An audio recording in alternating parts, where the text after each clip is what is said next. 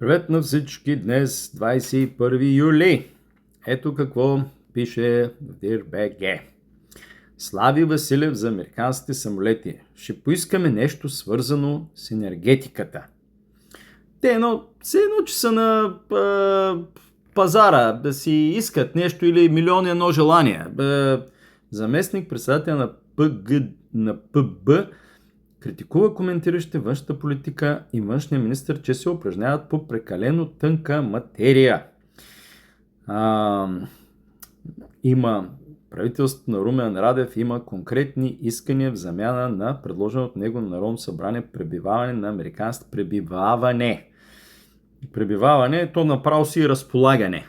Пребиваване означава за малко, ама както вървят нещата, няма да е за малко.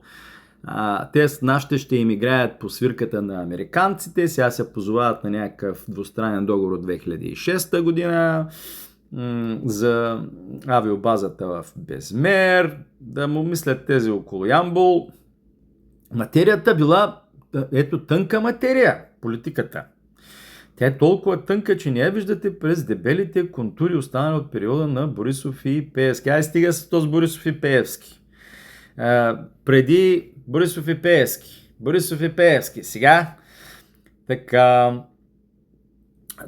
ще постави България в положение да поиска нещо от своите съюзи. Нищо няма да поиска България, ще им играйте по свирката. Както ви кажат, това ще правите. Каквото ви кажат, това ще правите. Като се наведете, просто ще ги питате да разтворя ли буските още повече или добре ли съм се навел. Това е вашето положение и външната политика с тая каква беше биоложка, дето сте я сложили, някой е сложил на място на външен министър, дето прави ни изказване, че България е била най-малката, ама то като прекараш толкова много време в Англия, ти губиш представа за реалността, география. Тя, ако я питаш колко хиляди квадратни километри, тя не мога да ти каже.